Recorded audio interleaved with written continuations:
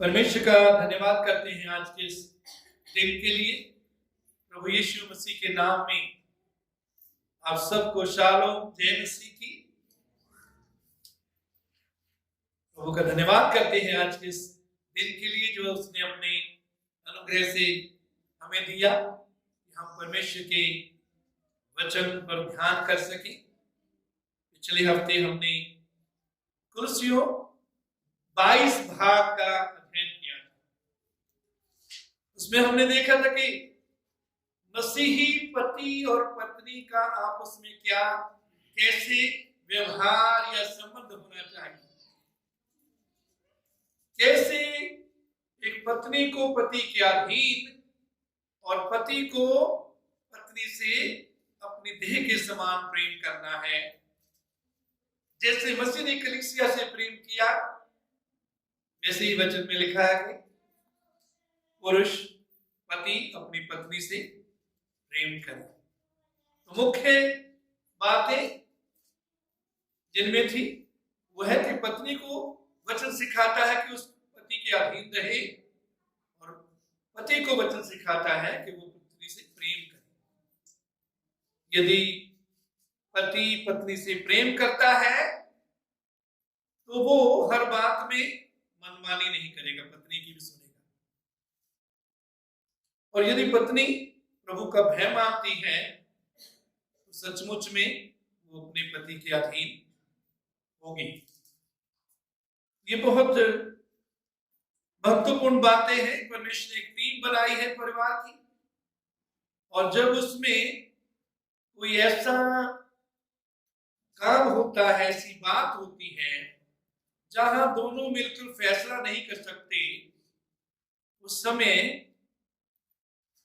मसीही पति पत्नी को पति के निर्णय के लिए सहमत हो जाना चाहिए। जहां कोई फैसला नहीं हो रहा, कहीं आमतौर पर बहुत सी बातें होती हैं जिनमें पति और पत्नी एक दूसरे से सहमत हो जाते हैं कि ठीक है ऐसे ही करना है, लेकिन कई बातें होती हैं जिसमें सहमति नहीं होती। सहमति नहीं होती तो उस समय पति के फैसले को पत्नी जो है माने। जैसे मैंने पहले कहा, यदि पति पत्नी से प्रेम करता है तो उसके फैसलों, उसके निर्णय, उसकी सलाह का वो आदर करेगा, उसको सुनेगा, उसके अनुसार वो करेगा। तो दोनों को ठीक बैलेंस में बने रहना है।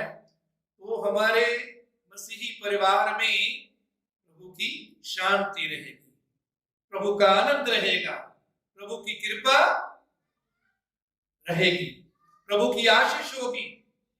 हमारा परिवार दूसरों के लिए आशीष का कारण होगा। हमारे परिवार को देखकर लोग चाहेंगे कि उनका परिवार भी वैसा ही हो जैसा हमारा परिवार है। ये परमेश्वर की इच्छा है, प्रभु की इच्छा है कि हमारे परिवारों में स्वर्ग का आनंद हो। हमारे परिवारों में मसीह और कलीसिया का जो संबंध है, रिश्ता है, वो संबंध, वो रिश्ता परिवारों में दिख सके, पति पत्नी में दिख सके। मसीह परिवारों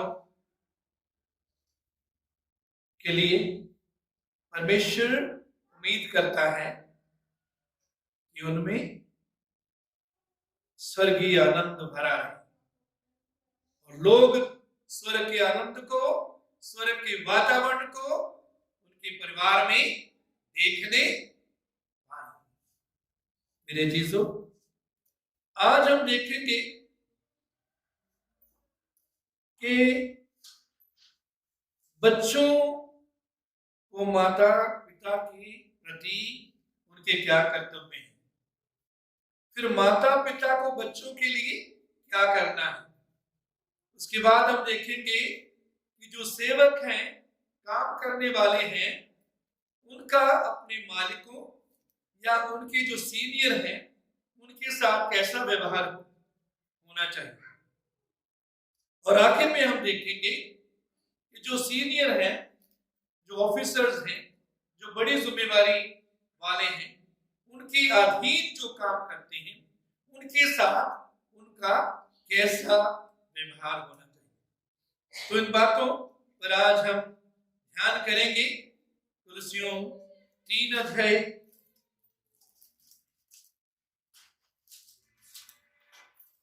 उसके 20 पद से हम पढ़ेंगे। हे बालकों, सब बातों में अपने अपने माता पिता की आज्ञा का पालन करो, क्योंकि प्रभु इससे प्रसन्न होता है। पिछले दिन में ये हमने देखा, अपनी अपनी पत्नी से प्रेम करो, अपने अपने पति के अधीन रहो। बहुत जरूरी है, बहुत जरूरी है कि अपने अपने पति के अधीन रहे, अपनी अपनी पत्नी से प्रेम करें। अगर इधर उधर हो जाते हैं तो वहां बहुत परिवार में गड़बड़ हो जाती है, परिवार में क्लेश होने लगते हैं, परिवार टूट जाते हैं, डाइवोर्स तक नौबत पहुंच जाती है। तो अपने अपने पति के अधीन रहना, अपनी अपनी पत्नी से प्रेम करना जरूरी है। इसी प्रकार अपने अपने माता पिता की आज्ञा का पालन करें। बहुत से परिवार में हम देखते हैं कि बच्चे माता पिता की जगह अपने किसी रिश्तेदार या और नजदीकी की आज्ञा का पालन करते हैं। वहां भी समस्याएं आती हैं, वहां भी गड़बड़ी होती है। यहाँ जो इस समय जवान हैं, टीनेजर्स हैं, उनके लिए विशेष ये वचन है, ध्यान दें। वो जो बच्चे हैं, बालक हैं, उनकी लिखा है सब बातों में अपने अपने माता पिता की आज्ञा का पालन करें, क्योंकि उसमें आपकी सुरक्षा है। क्या है जी? सब बोले, सुरक्षा है। माता पिता को जो प्रभु ने तजर्बा दिया है, जो अनुभव दिया है, जो बुद्धि दी है, उससे आप लाभ उठाइए। और जब वो आपको आज्ञा देते हैं, उसका पालन करें। यदि बच्चे ये महसूस करते हैं कि आज्ञा का पालन नहीं किया जा सकता, तो माँ बाप को जरूर बताएं कि क्यों वो नहीं करना चाहते, क्या कारण है। हो सकता है जो कारण आप बताएंगे वो माता पिता उसको समझ लें और फिर वो आपकी बात से सहमत हो जाए। सो बहुत जरूरी है कि खुले दिल से एक दूसरे के साथ बात करना, दिल खोलकर बात करना। बच्चे अपना दिल खोलकर माँ बाप से बात करेंगे, तभी हो सकेगा जब माँ बाप बच्चे की सुनने के लिए समय निकालेंगे। अगर उनकी सुनेंगे नहीं तो बच्चे अपना दिल नहीं खोल सकेंगे। ये ठीक है, कई बार बच्चे,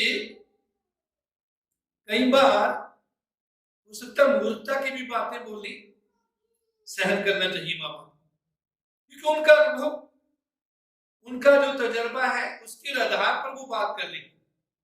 तो आपको अगर उनकी बात समझ नहीं आ रही या आप उससे सहमत नहीं है, धीरे से सुन लीजिए। सुनने के बाद फिर उनको समझाइए क्यों आप उनकी बात से सहमत नहीं हो सकते, क्यों आप उनकी बात के अनुसार करने के लिए तैयार नहीं। एक दूसरे के साथ दिल खोलकर बात करेंगे। दिल खोलकर बात नहीं करेंगे माँ बाप बच्चों से और बच्चे माँ बाप से, तो बच्चे किसी और से करने लग जाएंगे। बच्चे कोई ना कोई देखेंगे, ढूंढेंगे जिससे वो दिल खोल के बात करें। हो सकता है वो गलत इंसान के संपर्क में आ जाए, गलत इंसान के संपर्क में आकर वो बिगड़ भी सकते हैं। मेरे जीसस, इसलिए बच्चों को अगर आज्ञा दी गई है कि वो अपने माता पिता की आज्ञा का पालन करें, तो माँ बाप को भी पूरी रीति से बच्चों का ध्यान करने की जरूरत है। अपने अपने माता पिता की आज्ञा का पालन करो, क्योंकि प्रभु इससे प्रसन्न होता है। क्यों माता पिता की आज्ञा का पालन करना है जी? क्या वचन यहाँ क्या बात बताई गई है? प्रभु इससे उसको मालूम है कि बच्चे जब माता पिता की आज्ञा का पालन करेंगे वो सुरक्षित रहेंगे, वो बुरे मार्ग में नहीं जाएंगे, वो किसी गड्ढे में नहीं गिरेंगे, वो समस्या में नहीं पड़ेंगे। तो प्रभु इससे क्या होता है जी? प्रसन्न होता है। मेरे जीसु इफिसियों 6 अध्याय 1 से 3 पद में भी हम देखेंगे इसके बारे में। इफिसियों 6 अध्याय 1 से 3 पद यहां लिखा है, हे बालको, प्रभु में अपने माता पिता के आज्ञाकारी बनो। हे बालको, प्रभु में अपने माता पिता के आज्ञाकारी बनो। बहुत महत्वपूर्ण है, प्रभु में अपने माता पिता के आज्ञाकारी बनो। प्रभु में का क्या महत्व है? क्योंकि कई बार जो माता पिता प्रभु पर विश्वास नहीं करते, प्रभु से दूर हैं, हो सकता है वो आपको ऐसी बातें बोले जो आपको प्रभु से दूर ले जाने वाली। हो सकता है वो मूर्ति पूजा या और ऐसी बातें करने के लिए आपको सलाह दें या विविश करें, जो करने से आप प्रभु से दूर हो सकते हैं। वचन में क्या लिखा है? प्रभु में अपने माता पिता के आज्ञाकारी बनो। किसमें बनो जी? ऊंचे बोल देगा। प्रभु में अपने माता पिता के आज्ञाकारी बनो, क्योंकि यह उचित है। तो प्रभु में माता पिता के आज्ञाकारी बनना उचित है। क्या है जी? उचित है, सही है, आपकी भलाई के लिए है, प्रभु की महिमा के लिए है। उसके बाद अपनी माता और पिता का आदर कर, यह पहली आज्ञा है जिसके साथ प्रतिज्ञा भी है। अपने माता पिता का क्या कर जी? आदर कर। यह पहली आज्ञा है जिसके साथ प्रतिज्ञा भी जुड़ी हुई है। 10 आज्ञाओं में से एक आज्ञा जो है माता पिता की आज्ञा का पालन करना, इस आज्ञा के साथ परमेश्वर ने एक आशीष की प्रतिज्ञा या आशीष का वायदा जोड़ा। वो क्या है?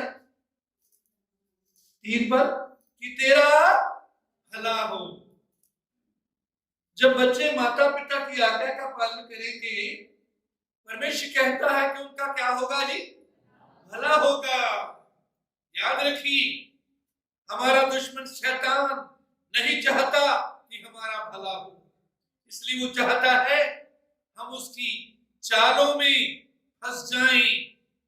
वो जो योजनाएं हमारे सामने लाता है, हम उनमें फंस जाएं और प्रभु से दूर हो जाएं। याद रखिए, उसमें आपका क्या है जी? तो बहुत बार अच्छा नहीं लगेगा बच्चों को माता पिता की आज्ञा मानना।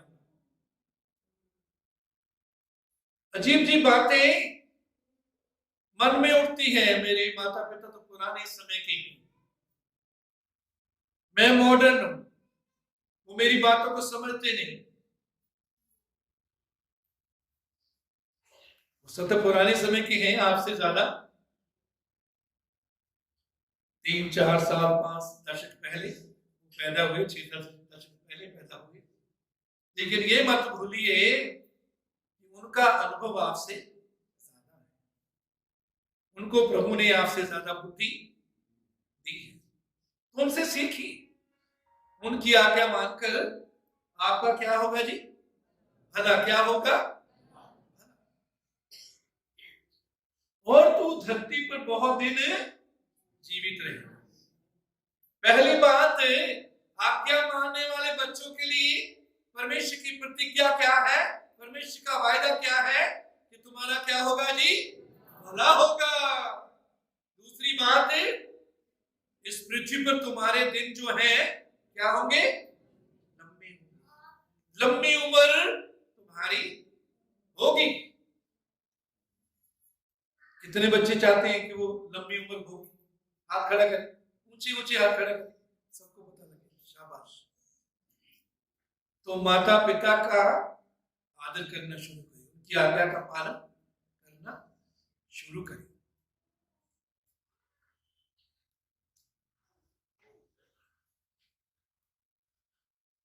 मेरे चीजों,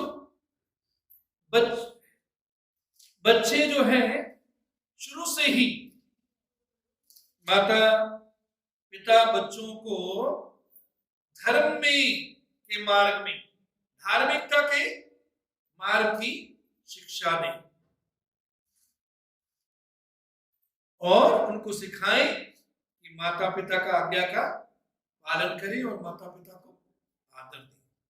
तो माँ बाप का फर्ज है, कर्तव्य है कि वो बच्चों को शुरू से इस बात को सिखाएं, शुरू से बच्चों को इस बात को सिखाएं कि वो माता पिता की आज्ञा का पालन करें और उनका आदर करें। बहुत से परिवारों में देखा गया कि बच्चों को सिखाते नहीं, कहते बड़ा होकर समझ आएगा।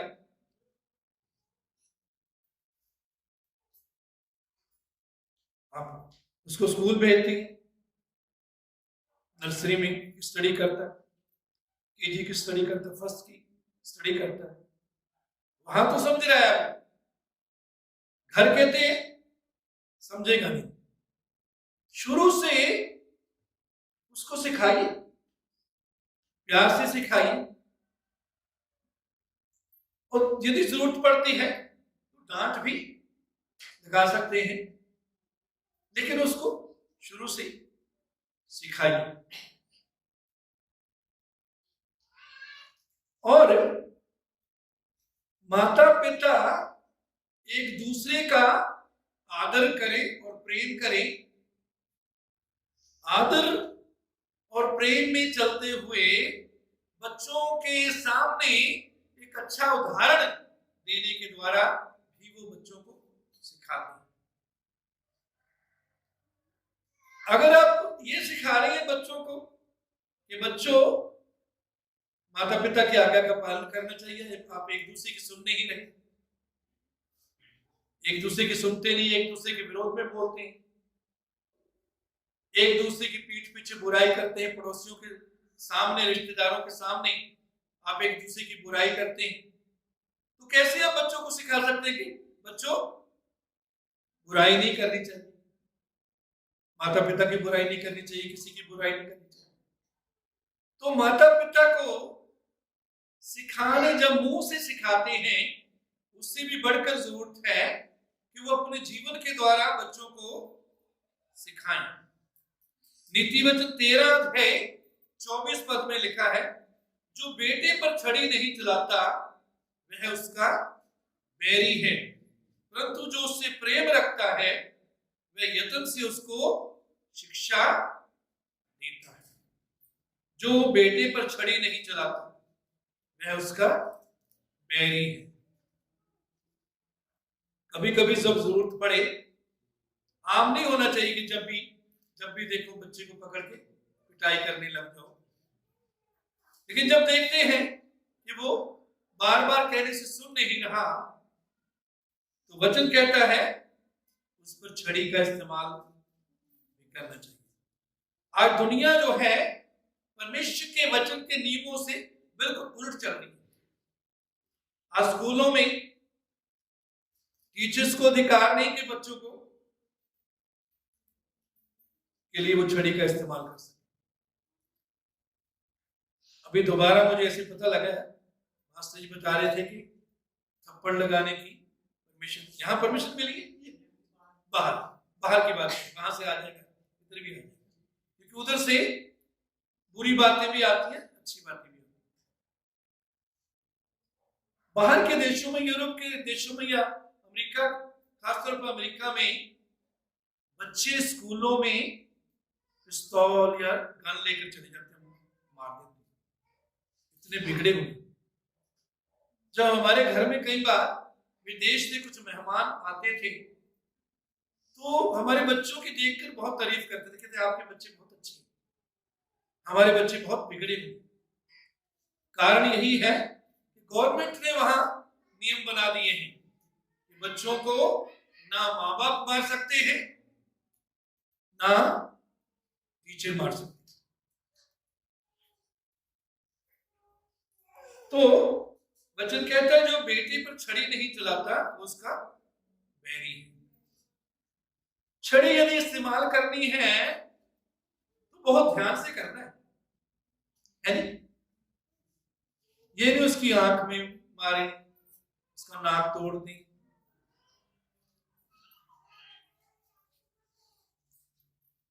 यदि छड़ी का इस्तेमाल करना, इधर आओ, इधर आओ, यदि छड़ी का इस्तेमाल करना भी पड़ता है तो यहां ना करें, यहां ना करें, यहां ना मारे, कहां मारे, इधर, यहां मारे। इससे क्या है, बच्चे को जो हम सिखाना चाहते हैं, हम यही सिखाना चाहते हैं कि वो सबक सीखे, सुधरे, और उससे चोट भी नहीं लगेगी। किसी और जगह हम मारे तो बच्चे की हड्डी भी टूट सकती है, तो कहां मारना है ये भी सीखे अगर जरूरत पड़ती।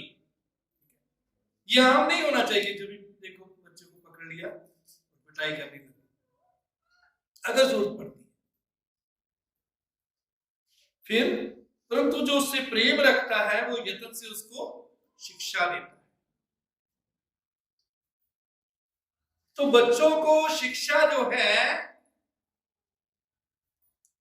पाना, ये माँ बाप की जिम्मेवारी। किनकी जिम्मेवारी है जी? यत्न से शिक्षा देता है, उसमें ढिलाई नहीं करता। देनी की चलो जब बड़ा हो जाएगा सीख जाएगा, बचपन से उसको सिखाइए। फिर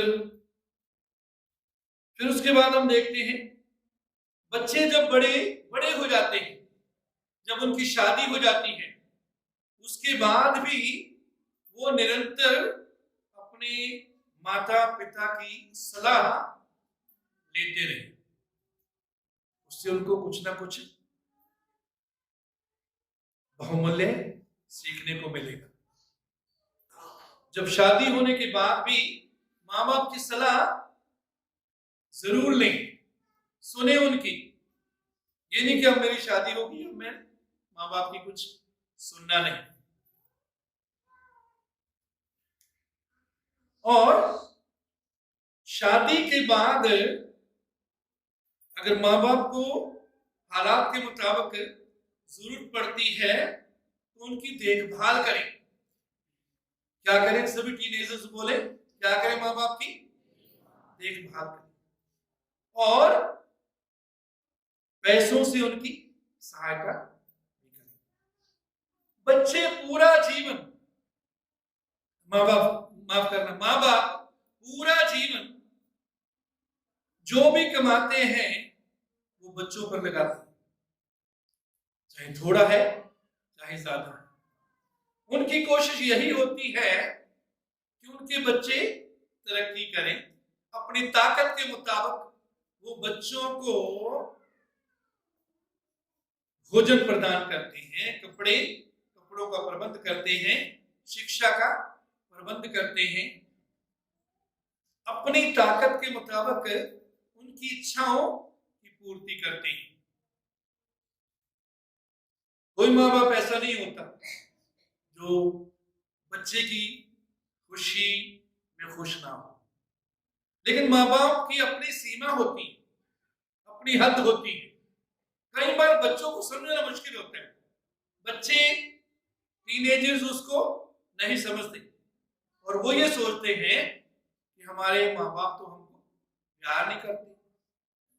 उस पड़ोसी के माँ बाप देखो वो बच्चों के लिए कितना कुछ करते हैं, हमारे बाप कुछ नहीं, माँ बाप कुछ नहीं करते। हो सकता है उनकी आमदन बहुत ज्यादा है, आपके माँ बाप की आमदन जितनी है उसके अनुसार ही माँ बाप आपकी सहायता कर सकते हैं, उससे बढ़कर नहीं। तो वचन कहता है जो कुछ तुम्हारे पास है उसमें क्या करो, संतोष करो। जो कुछ तुम्हारे पास है उसमें क्या करो जी, तो कभी भी कुड़कुड़ाओ ना, बुड़बुड़ाओ ना। यदि आपने कुछ चीज मांगी, माँ बाप यदि दे देते हैं, प्रभु का धन्यवाद करो और माँ बाप का भी धन्यवाद करो। यदि नहीं दे सकते तो भी प्रभु का धन्यवाद करो और आनंदित रहो। बहुत जरूरी है इन बातों को सीखना। जब बुजुर्ग हो जाते हैं माँ बाप, तो बच्चों का फर्ज बनता है कि वो उनकी देखभाल करें, अपनी योग सामर्थ्य के मुताबिक, अपनी योग्यता के मुताबिक उनको पैसे से भी सहायता करें। वो पैसा कभी बर्बाद नहीं करेंगे माँ बाप, वो सही जगह पर खर्च करेंगे। उनकी व्यक्तिगत जरूरतें भी होती हैं और कई बार सामाजिक जिम्मेवारियां भी होती हैं।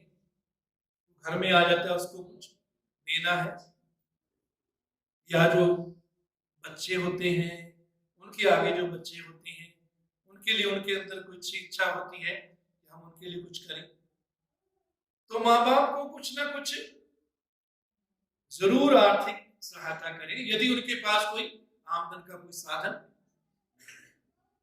बहुतों को पेंशन वगैरह मिलती है, प्रभु का धन्यवाद है ऐसे परिवारों के लिए, ऐसे माँ बाप के लिए जिनको पेंशन मिलती है। उनको बच्चों की सहायता की जरूरत नहीं होती, बल्कि वो बच्चों के लिए सहायता बनती है, आशीष बनती है। लेकिन यदि ऐसा नहीं है तो बच्चे जो हैं माँ बाप का ध्यान रखें। जब बच्चे छोटे होते हैं माँ बाप उनका ध्यान रखते हैं, और जब माँ बाप बुजुर्ग हो जाते हैं तो बच्चे उनका ध्यान रखते हैं। हमारे बच्चों ने रखना शुरू कर दिया, कई बार बंदिशें भी लगाते हैं, बंदिश लगाते हैं, चाय बार बार नहीं पीनी। छोटा है हमारे पास रहता है, वो भी ट्रेंड हो गया, वो भी इनकार कर देता है, नहीं मम्मी आपको चाय नहीं मिलेगी, लिमिट रखी हुई है। तो अच्छा है, अच्छा माँ बाप का ध्यान रखना। मेरा भी ध्यान रखते हैं, कई बार रखता है कि हम तो जब जवान थे या मन मर्जी से खाते पीते थे, लेकिन वो हमारी भलाई के लिए। तो बच्चे उनका ध्यान रखें और उनकी जरूरतों को पूरी करें। यदि ये करते हैं तो आप माँ बाप का आदर इसके द्वारा आदर करेंगे। मत्ती 15 अध्याय 4 से 6 पद, मत्ती 15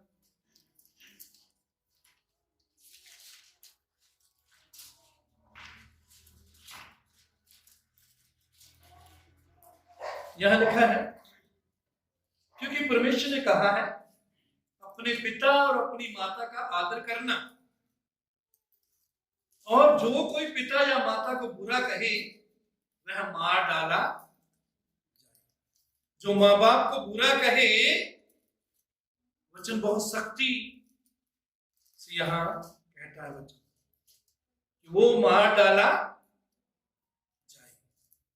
कितना जरूरी है माँ बाप का आदर करना, कितना जरूरी है उनकी सुनना। क्यों परमेश्वर ने आज्ञा दी है कि मार डाला जाए? क्योंकि परमेश्वर को बहुत दुख होता है जब बच्चे आज्ञा माँ बाप की नहीं मानते, क्योंकि आज्ञा मानने में उनकी सुरक्षा है। और परमेश्वर ने जितने अधिकारी ठहराए हैं, उन अधिकारियों के अधीन रहने के द्वारा हम परमेश्वर के अधीन रहते हैं। इस बात को सीखना बहुत जरूरी है। सबसे पहले माँ बाप अधिकारी होते हैं। जब बच्चा पैदा होता है, माँ बाप अधिकारी होते हैं।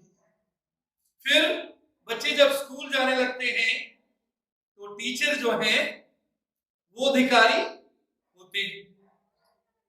जब कोई काम करने लग जाता है तो जहां ऑफिसर जो उनके होते हैं वो अधिकारी होते हैं। गवर्नमेंट के जितने अधिकारी हैं, एसडीएम है, डीसी है, पुलिस के अधिकारी हैं, उनके अधीन, उनके बुने हुए कानूनों के अधीन रहना भी हमें सीखना है, जब तक वो कानून वचन के उलट नहीं है। जब तक वो कानून वचन के उलट नहीं है, हमें उन कानूनों के अधीन रहना है। उन कानूनों के अधीन रहने के द्वारा हम उनके अधिकारियों के अधीन रहेंगे। तो वचन कहते हैं अपने अधिकारियों को क्या रहो, अधीन रहो। बहुत जरूरी है सीखना परमेश्वर के लोगों के लिए। परमेश्वर के लोगों के लिए बहुत सीखना बहुत जरूरी है। तो तुम कहते हो कि यदि कोई अपने पिता या माता से कहे, जो कुछ तुझे मुझसे लाभ पहुंच सकता था वह परमेश्वर को भेंट चढ़ाया जा चुका। मम्मी डैडी, मैं आपकी कोई मदद नहीं कर सकता क्योंकि मैंने चर्च में सबको दे दिया। मैं दशमान देता हूं चर्च में, मैं इतवार को भी भेंट डालता हूं, फिर खास बीज डालता हूं, इसलिए मैं आपकी कुछ नहीं सेवा कर सकता, कुछ मदद नहीं कर सकता। परमेश्वर इस बात को रोकता है, परमेश्वर इस बात की आज्ञा नहीं देता। हाँ, परमेश्वर भवन में भी लाना है, सेवा में भी देना है, लेकिन इसका मतलब यह नहीं कि हम माँ बाप की बिल्कुल जब जरूरत हो उनकी सहायता ना करें। ये कहें कि मेरे चर्च में ही कर दिया, तो उनका भी भाग, उनका हिस्सा हमारी आमदन में से रखना जरूरी है। ये परमेश्वर का वचन कहता है। कौन कहते हैं, सब बोलो, कौन कहता है? परमेश्वर का वचन कहता है, परमेश्वर कहता है। आपके आप में से जो बड़े हैं, आपके जो बुजुर्ग हैं, चाहे कितने भी बुजुर्ग हो जाएं, ये आप पर भी लागू होता है, वचन आप पर भी लागू होता है। उनका आदर करें। उनमें कमियां हो सकती है, ये नहीं कि आप उनकी बुराई करते हैं, बुराई ना करो। जब आप अपने बुजुर्गों की बुराई करते हैं तो आपके बच्चे आपकी बुराई करना सीखते हैं। आप क्या बोलते हैं, आप कैसा व्यवहार करते हैं, बच्चे उससे सीखते हैं। तो उसके बाद हम देखते हैं माँ बाप के लिए और कुछ शिक्षाएं हैं। अभी हमने जो देखा उसमें बच्चों के लिए विशेष तौर था, लेकिन माँ बाप के लिए भी साथ उनकी जिम्मेवारियों के बारे में हमने देखा। फिर उसके बाद इफ्सियों 6 अध्याय 3 पद में लिखा, जो बच्चे माता पिता का आदर करते हैं परमेश्वर इस धरती पर तथा अनंत काल में उन्हें आशीष देता है। 6:3 के आधार पर इस धरती पर परमेश्वर आशीष देता है और अनंत काल में भी उनके लिए आशीष रखी वही है। इफिसियों 6:3 अच्छा है, पढ़ ही लेंगे, पढ़ चुके हैं पहले कि तेरा भला हो तो धरती पर बहुत दिन जीवित रहे।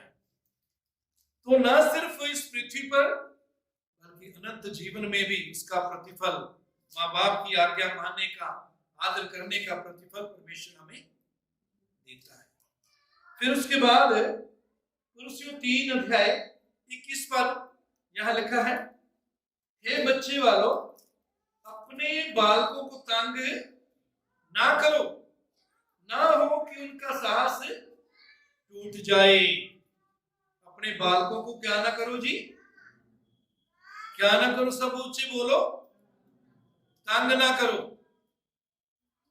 ऐसा ना हो कि उनका साहस टूट जाए। तंग ना करने के लिए इंग्लिश में जो प्रोवोक वर्ड इस्तेमाल किया गया है, do not provoke your children, इसका मतलब भड़काना, भड़काओ ना। उनके अंदर जो गुस्सा है या भावनाएं हैं उनको भड़काओ नहीं तंग करने के द्वारा। एक अनुवाद में एग्रीवेट है, उसका मतलब उत्तेजक, उत्तेजित ना करो। उर्दू में है बेदिल ना हो जाएं। ऐसा ना हो कि बच्चे, जैसे हिंदी में लिखा उनका साहस ना टूट जाए, उनकी हिम्मत ना टूट जाए, उर्दू में है वे बेदिल ना हो जाए। दूसरे शब्दों में हम कह सकते हैं उनका दिल ना टूट जाए। तो इतनी सख्ती हर समय ना करते रहे, डांट डपट इतनी हर समय ना करते रहे कि बच्चों का दिल टूट जाए।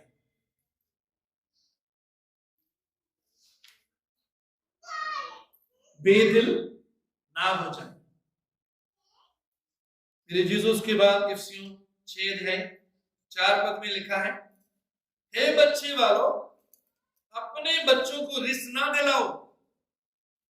वही बात जो वहां पहले थी, तंग ना करो, भड़काओ नहीं, उत्तेजित ना करो, रिस ना दिलाओ, परंतु प्रभु की शिक्षा और चेतावनी देते हुए उनका पालन पोषण करो। कैसे पालन पोषण करो जी? बच्चों का पालन पोषण कैसे करना है? प्रभु की शिक्षा और उनका पालन पोषण करते हुए, प्रभु की वचन की शिक्षा देते हुए और उनका चेतावनी, शिक्षा और चेतावनी देते हुए उनका पालन पोषण। शिक्षा देनी है, चेतावनी भी देनी है उनको। यदि ऐसे करोगे, गलत करोगे, तो उसका ये नतीजा भुगतना पड़ सकता है, इसका ये गलत असर आप पर होगा, इसका ये नुकसान होगा। ये भी बच्चों को बताना बहुत जरूरी है।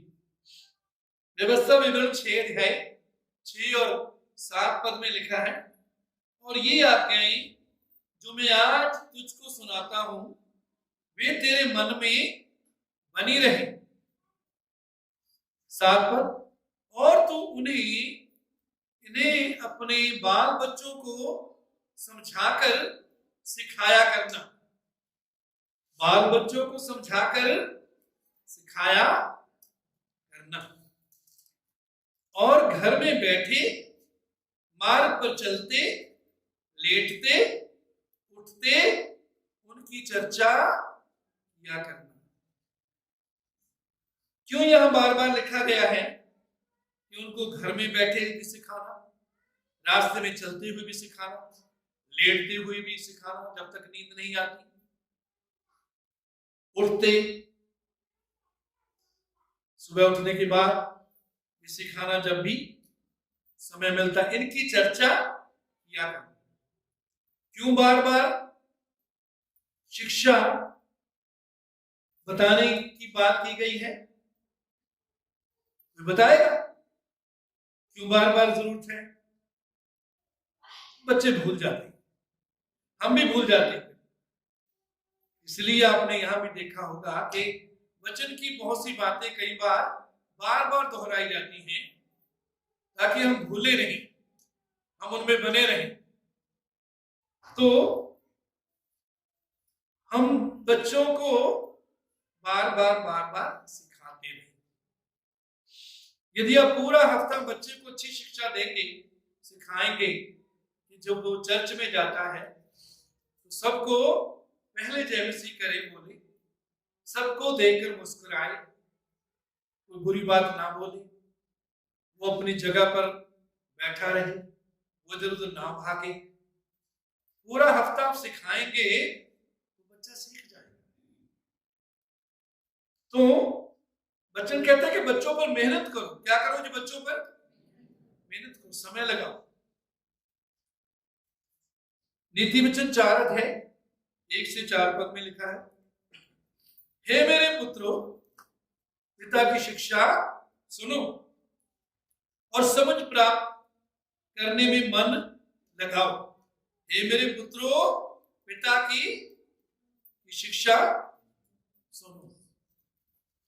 तो माता पिता को शिक्षा सुनाना है वचन से, और समझ प्राप्त करने में मन लगाओ, क्योंकि 2 पद, मैंने तुमको उत्तम शिक्षा दी है, मेरी शिक्षा को ना छोड़ो। देख 3 पद, देख मैं भी अपने पिता का पुत्र था और माता का अकेला दुलारा था। 4 पद, और मेरे पिता मुझे यह कहकर सिखाता था, तेरा मन मेरे वचन पर लगा रहे तब जीवित रहेगा। ये दाऊद के बारे में बता रहा है। सुलेमान दाऊद का पुत्र था। तो कहता है, कैसे सिखाता था कि हे बेटे, यदि तू मेरी बातों पर मन लगाएगा, इस वचन की शिक्षा पर, परमेश्वर की बातों की शिक्षा पर मन लगाएगा, तब जीवित रहेगा, तंदुरुस्त रहेगा, लंबी उम्र तुम्हारी होगी, तुम्हारे जीवन में, काम में आशीष होगी। मेरे चीजों, क्या आप जानते हैं कि बच्चों के सबसे पहले शिक्षक स्कूल के शिक्षक नहीं, संडे स्कूल के शिक्षक नहीं, बाद में सेकंड, सबसे पहले शिक्षक माँ बाप। कौन है जी? सबसे पहले शिक्षक माँ बाप। माँ बाप ने बोलकर भी शिक्षा देनी है और अपने जीवन से भी उनको शिक्षा देनी है। यदि माँ बाप उनको सच बोलना सिखा रहे हैं और खुद सच नहीं बोलते,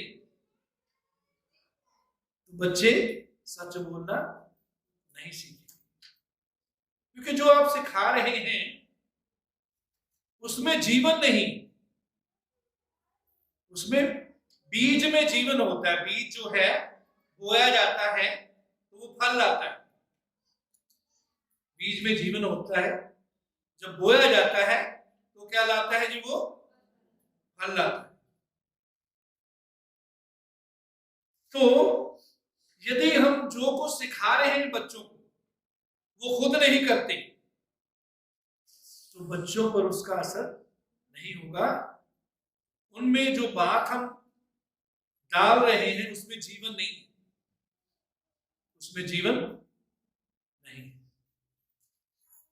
दूसरी उदाहरण हम ले, हो सकता है जो वचन आपने सुना वो आपको हजम नहीं हुआ। कई बार खाना खाते हैं ना, हजम नहीं होता है ना, लेट खाना खा लेते हैं, या कई बार लालच में ज्यादा खाना खा लेते हैं, हजम नहीं होता। क्या हो जाता है? जो हजम नहीं होता निकल जाता है दोनों तरफ से, ऊपर से भी नीचे से भी निकल जाता है। तो जो चीज हम में हजम नहीं हुई, जो शिक्षा हमें हजम नहीं हुई, जो शिक्षा हमारे अंदर नहीं गई, जब वो शिक्षा हम बच्चों को देते हैं तो बच्चों के लिए वो उल्टी के समान होती है। उल्टी जो है उसको कोई बच्चा पसंद नहीं करता। वो बोले नहीं, लेकिन मन में तो अगर मम्मी मुझे तो कह रही है झूठ बोल नहीं बोलना, खुद पापा से कितना झूठ बोलती है। बच्चे समझदार है, यदि वो मैथ समझते हैं, स्कूल में जाकर साइंस समझते हैं, इंग्लिश समझते हैं, हिंदी पंजाबी समझते हैं, तो वो आपके जीवन को भी समझते हैं। तो पहले शिक्षक आप हैं, माँ बाप हैं बच्चों के। संडे स्कूल के शिक्षक बाद में, स्कूल के शिक्षक बाद में, उनका नंबर 2 नंबर पर है। पहले शिक्षक माँ बाप है। तो सिर्फ बोलने के द्वारा नहीं, बल्कि हमारे जीवन के द्वारा बच्चों को हमें सिखाना है। बहुत बड़ी जिम्मेवारी है माँ बाप पर बच्चों के लिए।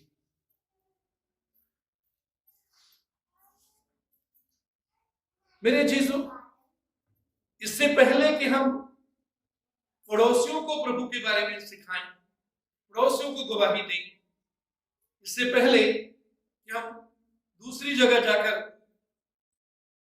सेवा करें, लोगों को उद्धार के बारे में बताएं, पहले अपने परिवार को शिक्षा दें, पहले अपने परिवार को जीते। ठीक है, कई बार परिवार को जीतने के लिए समय लग जाता है, लेकिन करते रहे, उनके लिए प्रार्थना करते रहे, उनको वचन बांटते रहे। आपके जीवन के द्वारा वो वचन को देख नहीं पाए। तब उसके बाद दूसरों पर जो हमारी जिम्मेवारी दूसरों के प्रति है, वो सेकंड है। सबसे पहली जिम्मेवारी हमारी अपने परिवार या अपने बच्चों के लिए है, उसके बाद दूसरों के लिए। बच्चे कई बार ये भी देखते हैं कि डैडी मम्मी दूसरों से प्रभु की बहुत अच्छी अच्छी बातें बोलते हैं, लेकिन वो खुद उन बातों को मानते नहीं।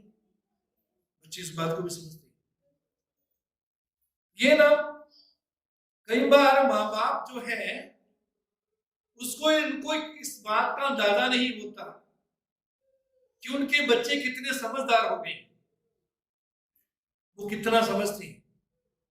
हम कई बार सोचते हैं कि तो बच्चे हैं तो क्या पता है। वो बहुत सी बातें, सब बातें जो देख सकते हैं वो देखते हैं, ऑब्जर्व करते हैं, परखते हैं कि हमारे मम्मी डैडी जो प्रेम का प्रचार कर रहे हैं वो खुद प्रेम करते हैं कि नहीं। हमारे मम्मी डैडी जो दूसरों को बोलते हैं कि किसी को बुराई ना करो, वो खुद बुराई करते हैं या नहीं। तो बच्चे सब कुछ देखते हैं। ये हम पर बहुत बड़ी जो है जिम्मेवारी है। तो मेरे चीजों, अपने बच्चों को प्रभु की आज्ञा पालन कैसे करना है और आपकी आज्ञा का पालन कैसे करना है, ये सिखाएं। बच्चों को कैसे अनुशासन में रहना है, ये सिखाएं। शुरू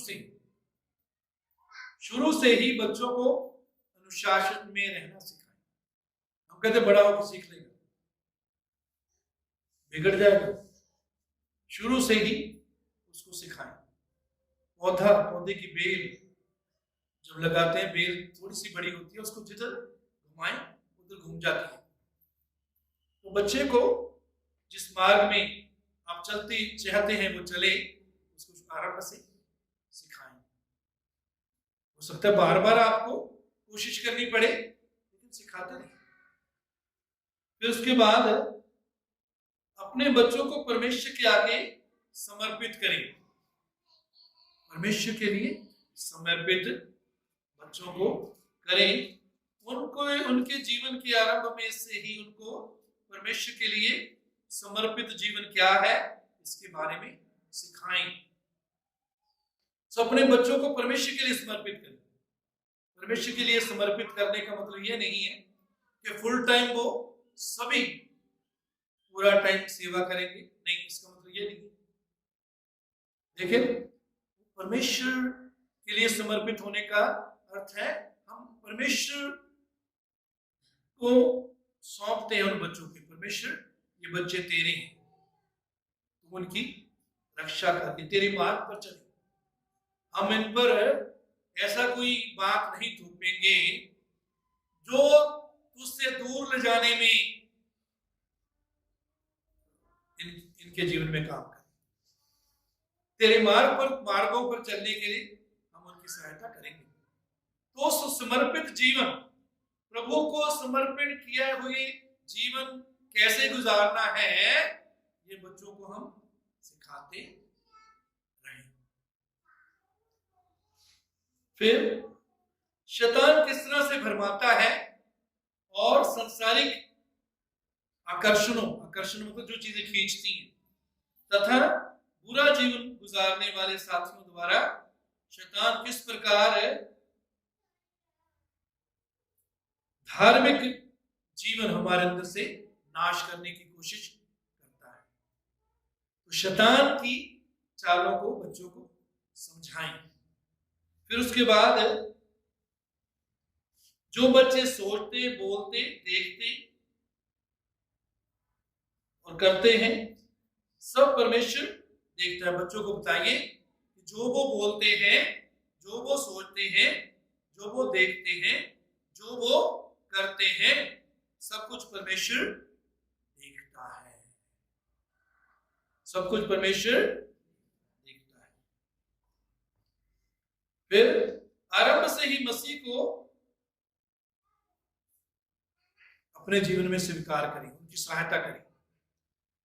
उनकी सहायता करें कि वो आरंभ से ही प्रभु यीशु मसीह को अपना उद्धारकर्ता ग्रहण करें, आरंभ से ही पापों की क्षमा पाएं। उसके बाद हम देखते हैं कुधर्मी विश्वासों तथा व्यवहारों से दूर रहना है। हमारे इर्द गिर्द ऐसे रीति रिवाज हम देखते हैं जो वचन के बिल्कुल उल्ट हैं।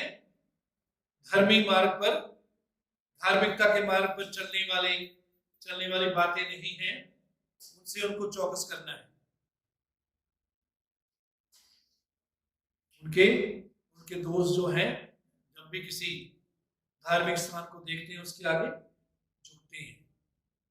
सिखानी है ये बातें कि हम इससे हमें नहीं झुकना है। उनकी बातों में जो वचन के अनुसार नहीं है उनमें शामिल नहीं होना। तो बचपन से ही उनको सिखाएं। लेकिन बहुत ध्यान देने, इसमें भी बुद्धिमानी की जरूरत है। कोई ऐसी बातें ना सिखाएं कि वो बाहर बोल दें और उससे मुफ्त में हम झगड़ा जो है वो खड़ा कर लें। ये भी बहुत ध्यान देने वाली बात है। दूसरी देवी देवताओं या दूसरे धर्मों के खिलाफ ऐसी बात ना बोलने, बड़े ढंग से, तरीके से उनको परमेश्वर के वचन की सच्चाई और बाहर जो हो रहा है उसे कैसे बचना है सिखाना है। कि आप जो बात बोल देंगे, हो सकता है बच्चा वही बातें बोले ना, तो वो आपको मुसीबत में डाल सकती है। अभी हम अमृतसर में गए थे, वहां कुछ दिन पहले चर्च में गोली चली। आमतौर लोगों में यही सोच है कि शायद विश्वास के कारण वो गोली चलाई गई। जब हम बात सुनते हैं तो आमतौर पर यही ख्याल आता है, लेकिन वो ऐसा नहीं था। हम दोनों गए थे वहां, तो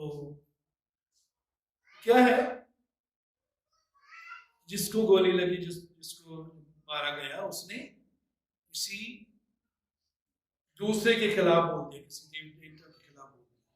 बाद में उसने माफी भी मांगी, लेकिन उनकी जो है दुश्मनी बढ़ती है। तो ऐसी चीजों से परहेज करना है, ऐसी चीजों से बचना है। बुद्धि का भी इस्तेमाल करना है। उसके बाद हम देखते हैं बच्चों को यह भी सिखाएं कि मसीही जीवन, भक्ति का जीवन गुजारते हुए हम समस्याओं का सामना भी कर सकते हैं, लेकिन उनमें निराश नहीं होना। और उसके बाद उनको यह भी सिखाना कि संसार में हम मुसाफिर और परदेसी हैं, हम उत्तम स्थान में, स्वर्गीय नगर में जाने वाले हैं। इसलिए हम संसार की बातों पर मन ना लगाएं। उनको यह भी सिखाएं कि परमेश्वर उनसे प्रेम करता है तथा परमेश्वर का विशेष उद्देश्य, मकसद उनके जीवन के लिए है। उनकी सहायता करें ये बातें जानने के लिए, ये बातें पहचानने के लिए।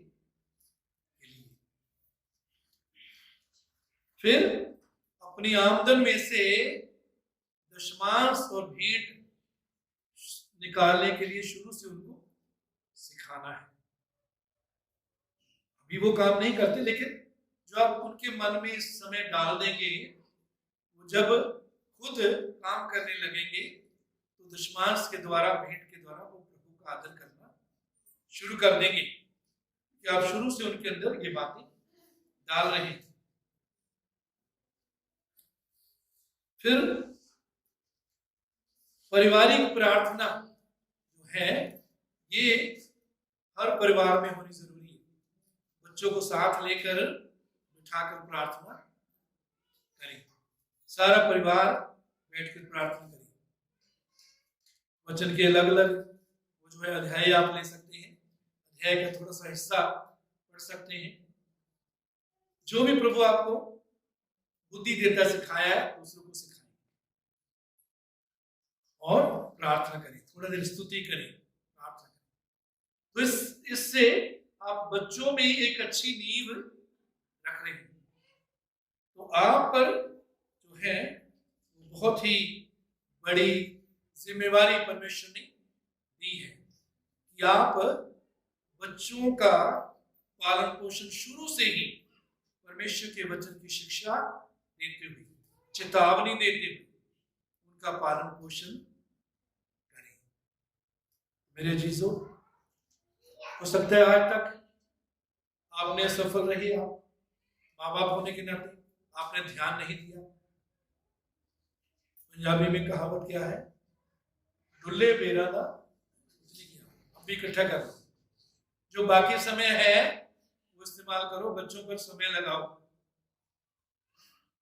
सकता है आपके बच्चे बड़े हो गए, प्रभु की बात अभी नहीं मानते। आपके जीवन से दिखना चाहिए कि सचमुच में प्रभु को मानने वाले लोग हैं। ये संसार के लोगों से फर्क लोग हैं। ये जो वचन बोलते हैं, जो बात बोलते हैं, उसको करते हैं। सबसे पहले शिक्षक बच्चों के लिए आप हैं। बच्चों को क्या सिखाया गया है वचन में? कि माता पिता की आज्ञा का पालन करें और उनका आदर करें, और उनके जो प्रभु ने उनको काम दिए हैं, सेवा दी है, उसमें उनकी सहायता करें। प्रभु का धन्यवाद करते हैं आज के इस वचन के लिए।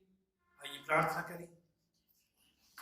महान पिता परमेश्वर, एक बार फिर तेरा धन्यवाद, तेरी स्तुति महिमा बड़ाई करते हैं आज के दिन के लिए। प्रभु, हमें से प्रत्येक की सहायता कर, हम अच्छे माँ बाप बन सके। अच्छे माँ बाप होने के नाते बच्चों को तेरी शिक्षा, चेतावनी देते उनका पालन पोषण करना, एक अच्छा उदाहरण बच्चों के सामने रखें। पिछले दिनों में हम जो सफल हुए, सफलता के लिए हमें क्षमा कर और आगे सहायता कर। प्रभु, हम बच्चों के लिए अच्छे उदाहरण बन सके और बच्चों को भी सिखा प्रभु, अपने माता पिता का आदर करें, माता पिता की आज्ञा का पालन करें और अपने जीवनों के द्वारा, कामों के द्वारा तेरे नाम को महिमा दे, तेरे नाम को ऊंचा दे। प्रभु वचन के सुनने, सब सुनने वालों पर तेरा अनुग्रह, तेरी आशीष चाहते हैं। और ये वचन हमें से अधिकाई से हर एक के जीवन में फल लाने वाले, जड़ पकड़े, तेरी महिमा हमारे जीवनों में, परिवारों में हो सके। ये सब तेरे पुत्र हमारे उद्धार करता प्रभु यीशु के नाम से मांगते हैं।